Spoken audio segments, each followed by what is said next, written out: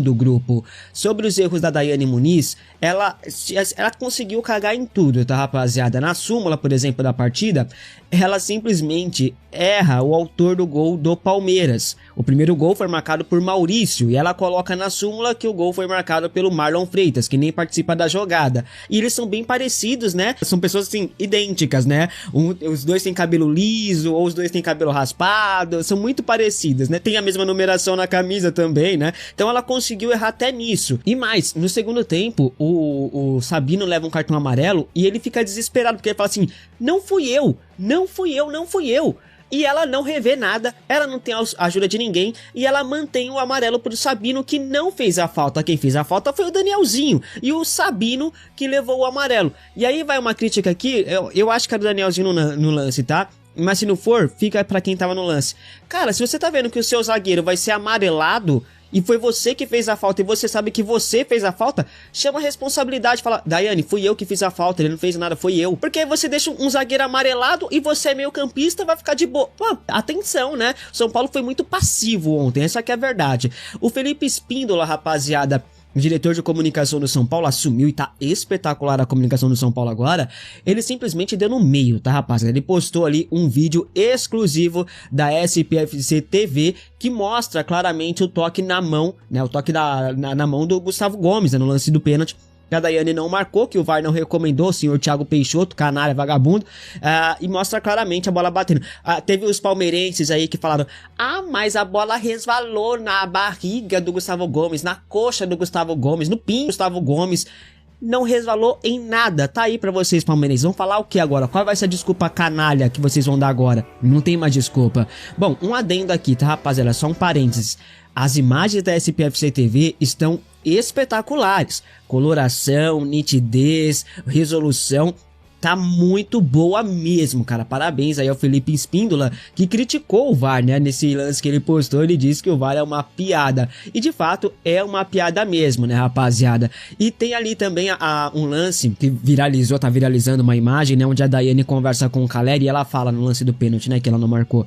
Eu vi, não preciso do VAR, eu vi o lance. É uma arrogância, é assim, é uma vontade tão clara, uma convicção tão forte de querer errar que eu fico inconformado, cara. Bom, se fosse qualquer árbitro homem, a federação iria afastar, iria haver punição. E aí, Federação Paulista, vai ter punição?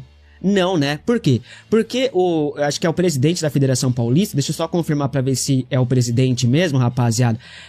A Federação Paulista de Futebol apoia a decisão da Daiane. É isso mesmo, o presidente da Federação Paulista de Futebol, o senhor Reinaldo Carneiro Bastos, ele entende que o lance do Gustavo Gomes é interpretativo e por isso ele apoia a decisão de campo, a decisão da Daiane Muniz, ou seja, não vai dar em nada. Por quê? Porque a gente sabe por que não vai dar, né? Ele não quer se indispor com a Lacrolândia, essa que é a verdade. O Rui Costa, rapaziada, afirmou que o São Paulo vai usar o Canindé quando não tiver o Morumbi. Já tô mudando de assunto aqui porque eu não quero me ater muito a essa questão de arbitragem, porque eu tô revoltado. Bom, quando não tiver o Morumbi à disposição, iremos para o Canindé, aqui na Marginal Tietê, do lado, pertinho aqui do Tio Base. O diretor explicou a escolha ontem na coletiva e disse isso aí, ó. Se a decisão de levar o jogo contra a Chapecoense para o Canindé é uma decisão definitiva, os jogos do São Paulo, quando não puder usar o Morumbi, vão ser feitos no Canindé sempre? Começo pelo fim, é uma tendência que seja do Canindé, sempre pensando no acesso do nosso torcedor e deixando claro que nós não podemos jogar no Morumbi, né? Então por isso que nós vamos jogar no Canindé. E é uma tendência que os jogos do São Paulo sejam no Canindé. Nós tínhamos cogitado Campinas, mas por questões operacionais, questões de parceria financeira, enfim, custos, nós entendemos que o melhor caminho é o Canindé e deverá ser lá os jogos que o São Paulo vai atuar quando, repito, não puder atuar no Morumbi. Aliás, o Rui Costa vem ganhando cada vez mais protagonismo no São Paulo, né? Tá falando bastante, inclusive. O até então bom momento do clube, antes do jogo contra o Palmeiras, né? deu ao Rui Costa dias de paz, ele que vinha sendo muito pressionado internamente, né? Outrora, o Arrimaci estava sendo pressionado para demitir o Rui Costa, né? Por quê? Porque a antiga oposição a Casares, ela queria que não tivesse mais ninguém da gestão Casares no São Paulo após a posse de Arrimaci, né? Então, hoje, o Rui Costa conseguiu minimizar tudo isso aí e goza de prestígio. O Maci segurou o Rui Costa desde o começo, falou que o Rui Costa era o diretor dele, pá, segurando a pressão dos opositores, e muito se deu também a segurar o Rui Costa naquele momento, porque estava em meio a algumas negociações de renovações de contrato, de reforços e pá, né? A avaliação hoje de fontes internas do clube é que o Rui Costa ganhou o respaldo dos conselheiros nos últimos dias. Isso muito impulsionado pelas boas movimentações de mercado realizado nessa janela de transferências, como renovações contratuais e reforços, aí que o São Paulo não gastou. São Paulo contratou 5 reforços até este momento e não gastou nenhum sequer centavo. Só o Cauli que veio ali por empréstimo, né? O empréstimo foi acordado em 13 milhões e 200 mil reais, só que esse valor vai ser abatido na dívida que o Bahia tem em relação a Rodrigo Nestor e Michel Araújo. Já Lucas Ramon, Danielzinho, Dória e Carlos Coronel vieram todos a custo zero. A pressão agora vai para outras áreas do clube do Morumbi, né? Por exemplo, marketing, jurídico e compliance. Esses aí seguem alvos de pressão e principais pedidos de mudanças. Para você, o Rui Costa vem fazendo um bom trabalho à frente do São Paulo como diretor executivo? Comente aqui abaixo. E o Hernan Crespo entrou com o Luan no time titular e todo mundo ficou espantado, estranhando e assim, ressabiado, com razão, né? O volante não foi o culpado pela derrota, mas no lance do primeiro gol do Palmeiras ele tava andando, tá? Enfim, só que a culpa da derrota não é dele, a culpa da escalação não é dele também. Não vamos culpar o Luan aqui, até porque o Lucas Moura não jogou nada, o Luciano não jogou nada, o Caleri não jogou nada, então a culpa não é do Luan, que é nosso conterrâneo aqui, do Morro Doce aqui, pertinho também, pô, cê é louco. O Crespo, antes do jogo, falou sobre a escolha por Luan e não Danielzinho, veja. A primeira coisa da escalação, acho que Luan pode ficar muito importante por as características também do adversário, que joga a segunda bola, então acho que as características físicas de Luan podem ajudar a gente. Depois disso, chega a informação que o Danielzinho teria sentido um incômodo no aquecimento, por isso que o Crespo trocou. Uma informação que não faz o menor sentido, já que a escalação já tinha o Luan como titular e a escalação saiu 1 hora antes da questão do aquecimento, né? Então não faz o menor sentido essa informação. Só que após a partida, o Crespo explicou a ausência do Danielzinho. O que ele não falou antes do jogo e deveria ter falado, ele explicou na coletiva e disse que o Danielzinho não estava 100% fisicamente. Veja. Sim, boa noite. Primeiro, Danielzinho não estava a 100% fisicamente, tem dor que a gente teve que mudar no jogo com o Bragantino, não ficou fora com Coritiba, mas ainda não estava a 100%. Então a escolha foi por Luan. Vale ressaltar, rapaziada, que o Danielzinho foi poupado contra o Coritiba, pois ele estava com sobrecarga, né, um desgaste e tal. Então não é que o Danielzinho sentiu no aquecimento, como tinha gente falando por aí, não foi isso, rapaziada, e não faz nem sentido isso, né? Como eu falei, a escalação sai 1 hora antes dos caras fazerem o aquecimento. A questão é que o Danielzinho não estava apto para jogar os 90 minutos. Danielzinho jogou apenas 35 minutos nessa partida e foi o suficiente para ele ser o jogador do São Paulo que mais criou jogadas na partida. Foram 3. O Enzo Dias criou 2, o Luciano 1, o Marcos Antônio 1, né? Então o Danielzinho em 35 minutos já fez mais que todo mundo que jogou os 90 minutos. Ou seja, o Danielzinho é muito importante para esse time, muito importante. O foco agora do São Paulo vai ser no Brasileirão, no restante da temporada. Tem Copa do Brasil, tem Sul-Americana. O Tricolor terá 11 dias de preparação, ou melhor, né? 11 dias até o jogo contra a Chapecoense no dia 12 de março, né? Que vai ser no Canindé pelo Campeonato Brasileiro. O elenco ganhou folga hoje e só vai se reapresentar, olha só na quinta-feira. Os guerreirinhos não jogaram nada ontem, sumiram, foram passivos, nem para reclamar de arbitragem prestaram e vão ganhar simplesmente 3 dias de folga. Estão merecendo pra caramba, hein? Parabéns, o resort da Barra Funda voltou.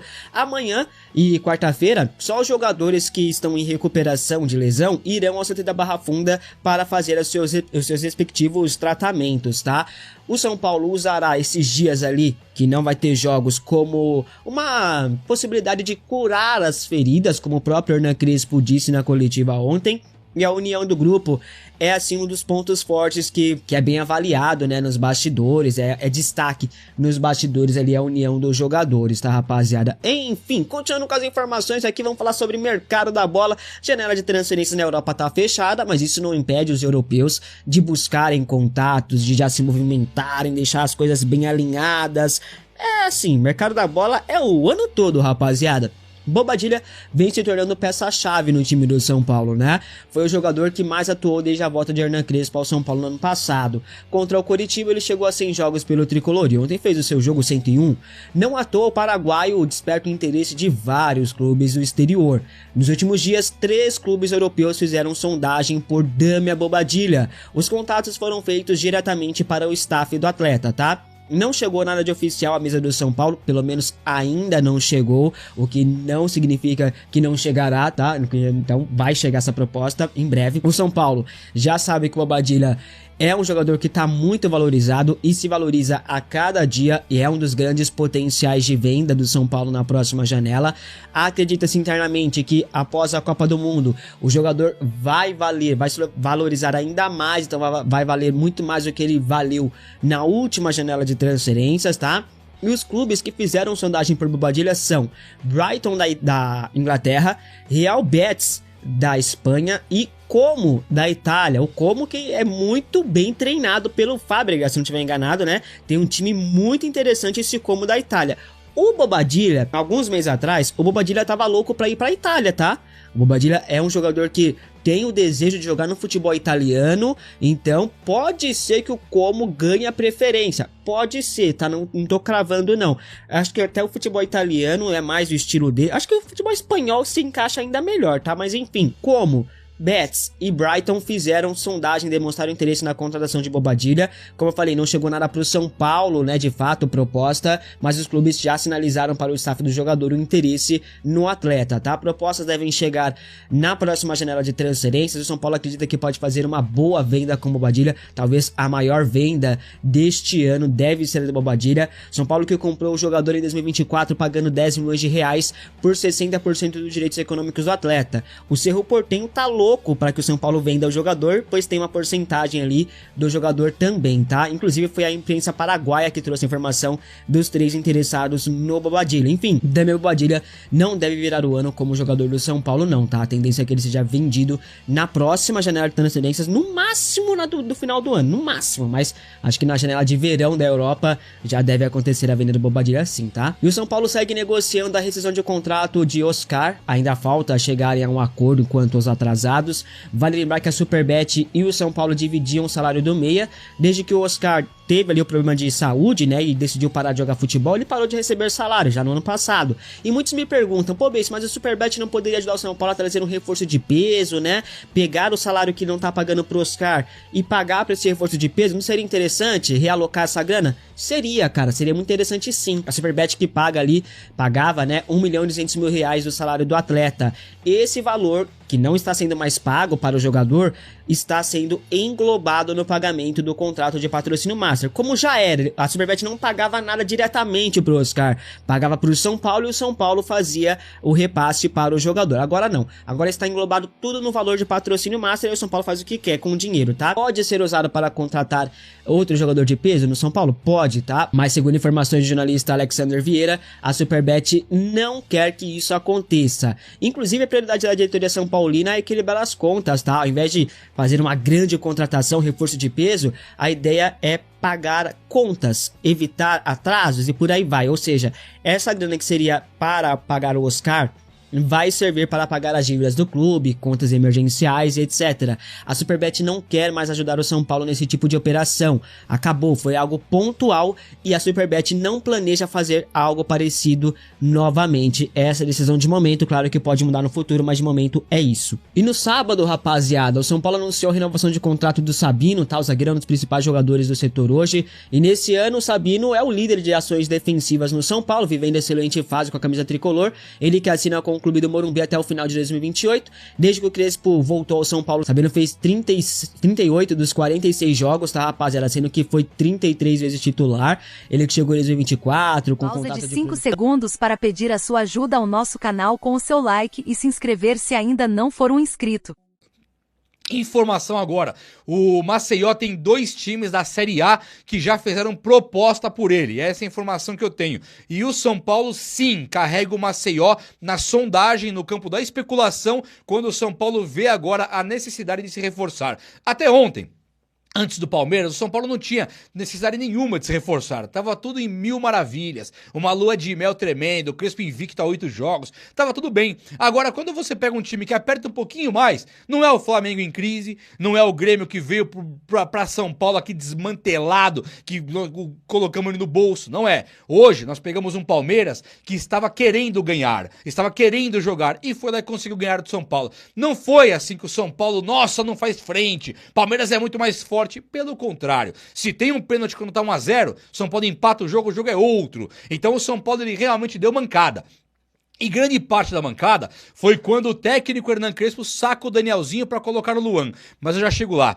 O Luciano, ele não jogou absolutamente nada. Parecia uma tartaruga grávida, como é o comum dele depois que passa aquela fase de 10 jogos. Percebeu isso aí? Chegou lá o técnico Zubeldia, ganha 10 jogos, o Luciano parece o Marco Van Basten. Passa esses 10 jogos, o cara parece uma lesma. É uma letargia, é uma, sabe, aquela malemolência, o matinho na boca, numa rede de balanço. Você fala, cara, corre aí, amigão. Não anda em campo. Então, essa situação de letárgica mesmo irrita no Luciano. E ontem, tinha time, não tinha vontade. E o Lucas Moura a mesma coisa. Só que o Lucas, ele tem a desculpa de ter vindo de uma contusão que durou 1 ano. Né? O Lucas tá bichado. Dá pra acreditar nisso? Até dá. Então, ele tá bichado, não conseguiu jogar. Tudo bem, não aceito também. O Lucas tem que jogar muito mais que isso. Não tá aguentando que o Crespo coloque ele no devido lugar, que é o banco. Deixe o Cauli jogar. Coloque um ponta, tire esse Lucas daí até ele voltar. O Luciano, não dá pra entender mais o que esperar disso aí. O cara tá com contratinho renovado até 2028, né? Podendo estender até 2029 ao bater metas, e com certeza baterá as metas, porque o São Paulo agora é dele. A impressão que dá é que o São Paulo transferiu o nome, né, o proprietário pro Luciano. O Luciano, proprietário do São Paulo, não vai sair nunca mais, vai jogar lá. E aí ele vai cumprir metas, então o contrato dele vai ter uma extensão automática, vai renovar automaticamente até 2029. Um cara de 31 para 32 anos tem contratinho com o São Paulo até 2028 para 29. É essa a nossa realidade. Dito isso aí, o Crespo não se ajudou ao manter esses caras por quase 90 minutos. Luciano sequer saiu do time, o que é bizarro de pensar. Então, um cara como Maceió, ele cairia como uma luva até para apertar um pouco essa predileção, essa cadeira cativa que o Luciano tem. É uma cadeira cativa muito absurda e não tem reserva pro cara. Quando você tem um reserva do nível do Tapia, você não tem nada, né? Quando você tem um cara igual o Cauli, tira um volante. Então cadê o reserva do Luciano? Cadê o cara que vai apertar um pouco esse calo aí? Tem que ter o Ferreirinha. O Crespo também embolsou o cara. Colocou no bolso, pegou do bolso, dobrou, colocou no envelope, jogou numa gaveta, pegou a gaveta e tacou no mar. Não tem mais Ferreirinha. Não tem mais Luca. O Tapia agora vai perder espaço por causa do André Silva, beleza, mas e pro Luciano?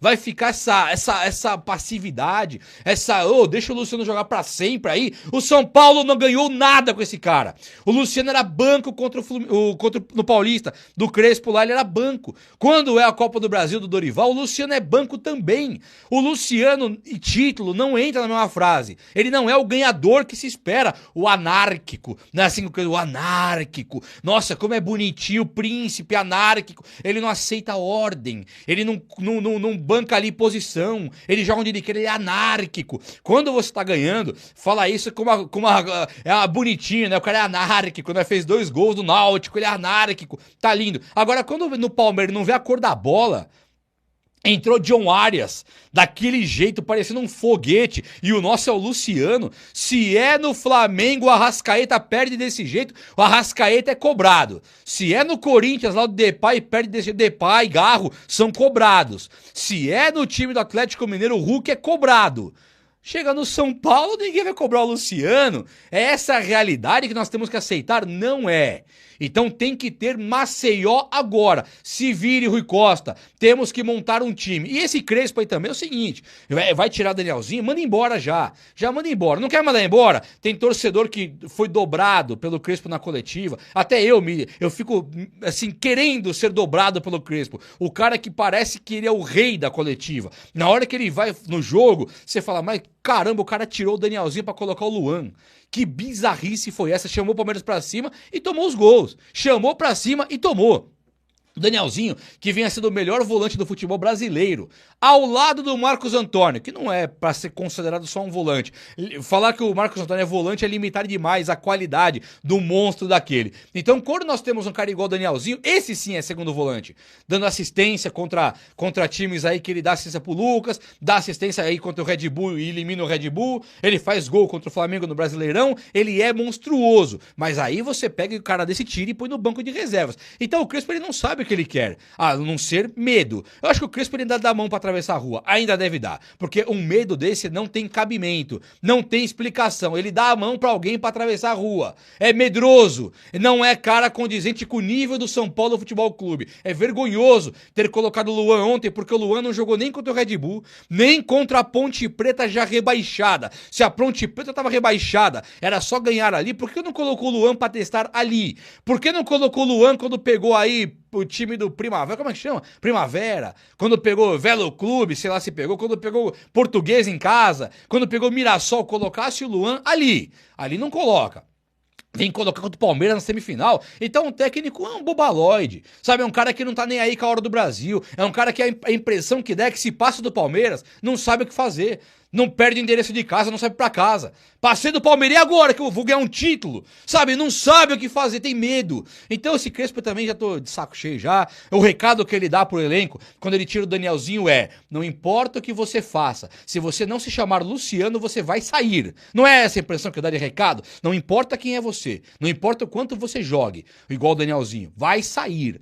A menos que você chame Luciano Van Basten, o Luciano, o príncipe anárquico aí, o monstro que não respeita ordens do time, não tem nada, é ele que manda. Então o Crespo, ele se mostrou pra mim um cara microscópico, minúsculo de tudo, um cara de coletiva. Na coletiva ele é articulado, na coletiva ele sabe dar desculpa. Quer ver como o Crespo sabe dar desculpa? Lembra que ele, quando chegou no São Paulo, ele dizia, eu não falo de reforços, fale com a diretoria. Eu não falo do departamento médico, fale com o médico. Eu não falo de extracampo de contratações.